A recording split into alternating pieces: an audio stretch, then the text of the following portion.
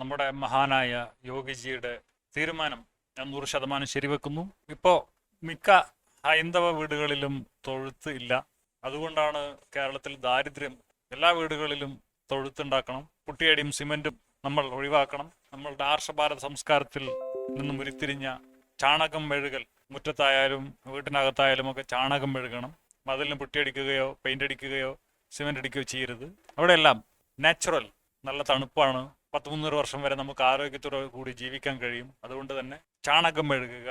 അറബികളുടെയും ക്രിസ്ത്യാനികളുടെയും ഒക്കെ cement പുട്ടിയും ഉപയോഗിച്ചതുകൊണ്ടാണ് cancer പോലെയുള്ള ആശുപത്രികൾ ഉണ്ടാക്കേണ്ടി വരുന്നത്. പഴയ കാലഘട്ടത്തിൽ ഇത്രയും ആശുപത്രികളില്ലായിരുന്നു. എന്തുകൊണ്ടാണ് ഇത്രയധികം ആശുപത്രികൾ തുടങ്ങേണ്ടി വരുന്നത്? കാരണം നമ്മൾ ആർഷഭാരത സംസ്കാരത്തിൽ നിന്ന് വിട്ടുപോയി. നമ്മൾ അതിലേക്ക് തിരിച്ചു വരണം. ഇപ്പോൾ നമ്മൾക്ക് ഹോസ്പിറ്റലിൽ പോകേണ്ട കാര്യമുണ്ടാവില്ല.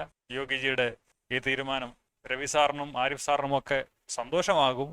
കേരളത്തിലും BJP സർക്കാർ കൊണ്ടുവരാൻ വേണ്ടി അവർ ആശ്രാന്ത പരിശ്രമം നടത്തുകയാണ്.